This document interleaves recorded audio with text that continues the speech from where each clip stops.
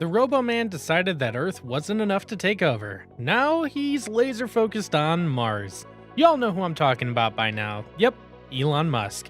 The Tony Hawk of our world is moving at the speed of light. Okay, bad joke, sorry. I get it. If you had the brain and the money that Musk has, why would you not change humankind? Am I right? But anyways, with the rapid progress in the field of astronomy and space, alongside the competition between Musk and Bezos to move space first, there's so much more growth happening every day. So here's where we come in with all the hot news. Do you guys think you could move to Mars if you got the chance? I'm personally an introvert, but I don't know if Mars would be overdoing it. So hear this. Elon Musk recently revealed his ideas to colonize Mars by the end of 2029. That's literally in no time. One of the billions of dreams Musk has for his achievements happens to be ensuring humans don't only remain a single planet species. He plans to reach that goal by shipping our stupid selves to Mars. Yeah, sounds about right. On a side note, nothing is really surprising anymore, you know what I mean? After the few years we've all had, if Elon Musk comes out with a human-sized robot meant for every home, I wouldn't even bat an eye. Oh, wait, he's doing that too, but more on that another time. Now, a study has shown that Mars is one of the closest inhabitable planets to Earth, because even though it's about 140 million miles, about 225 million kilometers away from Earth, it is still close enough to the sun to get an adequate amount of sunlight.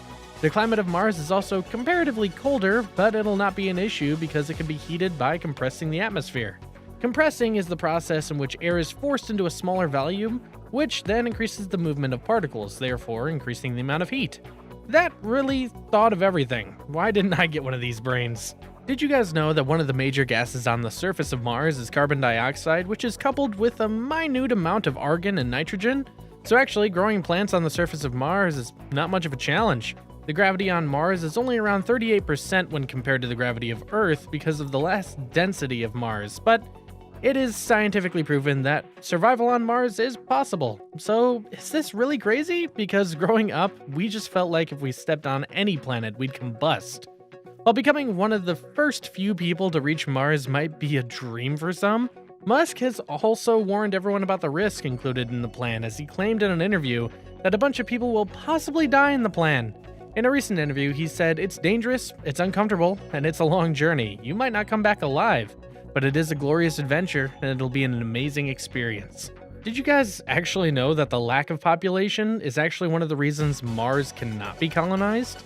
Musk is concerned with the birth rates today, stating if there isn't enough people for Earth, there won't be enough people for Mars. Maybe you guys should start having kids if you want to make it to Mars.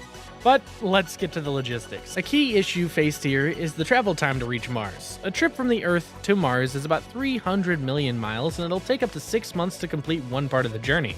And to build a self-sustaining city on Mars will require a lot of supplies, as we need to adjust our immunity according to that of Mars. Tons of medicines will also be required, which will include a massive amount of vitamin C and other important vitamins and minerals. Almost 1,000 spaceships will be required to shift all this desired amount of stock from the Earth to Mars so a self-sustaining community can be established. Further restocking of supplies will take at least 6 months.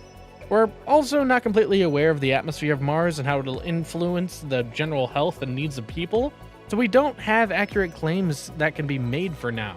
One possible solution to this problem is the launch of Starship, which was previously known as BFR, a homogeneous-sized rocket that is being developed by SpaceX. It's intended to become the world's largest launcher and will have the capacity to seat 100 people at a time. The Starship will be 387 feet tall and 30 feet in diameter, and will have the capacity to lift 150 tons of cargo. In an interview, Elon Musk explained the working of the Starship and how it'll play a vital role in colonizing Mars.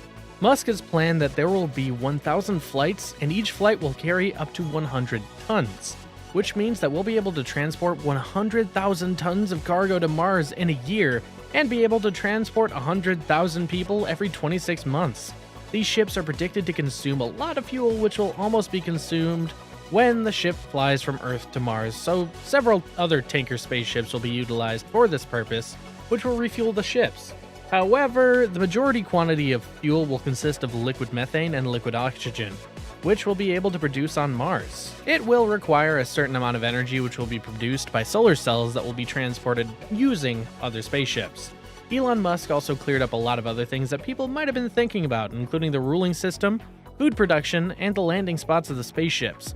He informed us that there will be a democratic rule on Mars and people will make decisions for themselves. I don't know, sounds like a villain origin story to me. He also explained that there will be much more jobs provided to the residents of Mars compared to Earth. About the food, he said that hydroponic farms will be installed, where plants are grown directly without soil and are supplied with the necessary nutrients through the water that they're grown in. Honestly, if he is to pull all this off, that's one amazing world he has in mind. The energy that will be required for such farms will be provided through solar panels. Studies about the landing position of starships are being made, and it's claimed that the landing will be below the surface of the water and near glacial deposits. This position is considered ideal for the landing because it'll ensure that enough sunlight reaches the performance of the solar cells. Starlink consists of a connection of satellites that orbits the Earth and will be used to enable the connection between both planets.